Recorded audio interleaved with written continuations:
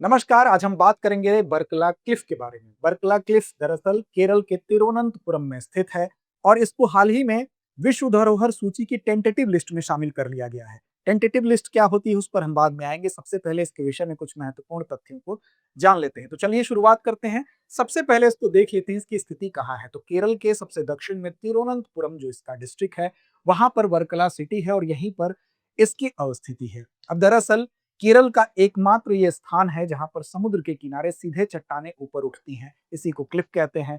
अब शिवगिरी थुरथु नाम का एक स्थान है जो कि मायोप्लायोसीन युग से जिसका संबंध है, इसीलिए यहाँ पर यह स्थान महत्वपूर्ण हो जाता है इसकी भूवैज्ञानिक इंपॉर्टेंस की वजह से। क्योंकि इसकी प्राचीनता अगर आप देखेंगे तो वो चली जाती है किस युग तक, वो चली जाती है आपकी मायोप्लायोसीन युग तक। और मायोप्लायोसीन युग की अगर बात हम करेंगे तो इसकी प्राचीनता लगभग 13 लाख से लेकर कहां तक जाती है, तो लगभग 2.5 करोड़ वर्ष प्राचीनता इसकी पुरानी हो जाती है। तो ये तो इसका भूवैज्ञानिक इंपॉर्टेंस है और इसी की वजह से यहां पर आप देखेंगे जो लैटराइट और बलुआ पत्थर की जो परतें हैं उसमें जो जीवाश्म हैं प्राचीन जलवायु के साक्ष्य भी देते हैं, इसीलिए पृथ्वी के विकास का खुला अभिलेखागार भी इसे कहा जाता है। इसके अलावा इसकी सांस्कृतिक और धार्मिक इंपॉर्टेंस भी है। अगर बात करें तो यहाँ पर मंदिर के रूप में जनार्दन स्वामी मंदिर है जिसकी प्राचीनता लगभग 2000 वर्ष पुरानी जाती है।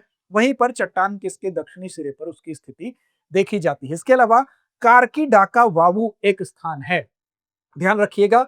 उस स्थान का नाम क्या है? उस स्थान का नाम है कारकी डाका वावू। बेसिकली कारकी डाका वावू जो है ये पितरों के लिए जो समर्पित किया जाता है उसकी वजह से इसकी चर्चा होती है, उसके अनुष्ठान को यहाँ पर किया जाता है। इसके अलावा यहाँ पर देखेंगे तो जो एक शिवगिरी मठ है, शिवगिरी मठ में जो समाज सुधारक श्री नारायण गुरु जी थे उनके द्वारा इसको स्थापित किया गया था। इसके साथ ही इस क्लिफ की अगर बात करें तो मछुआरे इस चट्टान को किस रूप में देखते हैं? तूफानों से रक्षा करने वाले के रूप में देखते हैं।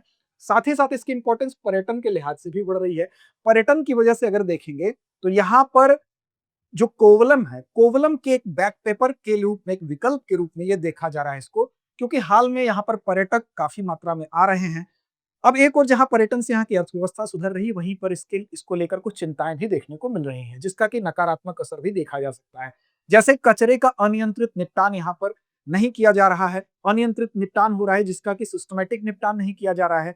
नियमों की कमी देखी जा रही है। इसके अलावा निर्माण कोड नहीं बनाया गया जिससे कि अवैध निर्माण यहाँ पर हो रहे हैं। कचरा प्रबंधन ठीक तरीके से किया जाए, कमजोर जो विभाग है उसमें किसी तरह का कोऑर्डिनेशन नहीं मिल रहा है, कमजोर कोऑर्डिनेशन देखने को मिल रहा है। जियो पार्क और हेरिटेज जोन जो योजनाएं हैं ये सिर्फ कागजों में दिखाई दे रही हैं। इसीलिए यहाँ पर एक जो इतिहासकार है उसने कहा है कि ब्रांडिंग में तो केरल अच्छा है लेकिन संरक्षण में कमजोर दिखाई पड़ रहा है। अब यहाँ पर हम कह सकते हैं कि इसकी वजह से जहां एक तरफ खुशी की बात है वहीं दूसरी तरफ चिंता की भी बात है। यानी कि स्थानीय चिंताओं के साथ साथ पर्यावरणीय चिंताएं भी हैं। पर्यावरणीय चिंताओं की बात करें तो ग्लोबल वार्मिंग की वजह से यहाँ पहले ही चेतावनी दी गई है कि चट्टान की परतें बाढ़ से पहले कमजोर हुई थी और साथ साथ धंसाव और टूट फूट निश्चित तौर पर होगा यहाँ पर, ऐसी वैज्ञानिकों ने चेतावनी दी है। तो वहीं हम कह सकते हैं कि मछली की कमी, ईंधन की महंगाई, घरों का जो है हम कह सकते हैं कि ईंधन महंगा हो सकता है। इसके अलावा विस्थापन की घटना भी देखने को मिल सकती है। तो ये सारी दूसरी चिंताएं भी इसके साथ साथ लगी हुई हैं। अब बात करते हैं संभावित सूची में शामिल किया गया है यूनेस्को के। तो यूनेस्को के संभावित सूची का मतलब ये होता है कि देखिए, इसको लिए सबसे पहले समझ लीजिए कि मानवता के लिए जो ऐसे स्थान जो उत्कृष्ट मूल्य प्रस्तुत करते हैं उनके संरक्षण के लिए सबसे पहले प्रयास कब शुरू हुआ? तो 1972 में, 1972 में शुरू किया गया। क्योंकि सेकेंड वर्ल्ड वॉर के बाद ये महसूस किया गया कि विश्व में ऐसे तमाम ऐसे स्थल हैं जो कि सांस्कृतिक रूप से इंपॉर्टेंट है और प्राकृतिक रूप से इंपॉर्टेंट है, तो उनका संरक्षण जरूरी है। इसलिए 1972 में विश्व धरोहर कन्वेंशन को लेकर एक मसौदा तैयार किया गया और फिर उसको अपनाया गया। 1975 से इसको लागू मान लिया गया, यानी कि 1975 से इसको क्या किया गया? लागू मान लिया गया। और भारत भी इसका पार्ट बन जाता है कब से? 1977 से। तो 1977 14 नवंबर की वो तिथि है जब से भारत भी इसका पार्ट बन गया। अब इसमें क्या होता है? तो विश्व धरोहर एक समिति, कमेटी बनाई जाएगी, सूची का वो गठन करेगी। अब इसमें हर देश क्या करेंगे? अपने यहाँ से कुछ नामित सदस्यों को, नामित जो स्थल होंगे उनको भेजेंगे, यानी नॉमिनेट करेंगे।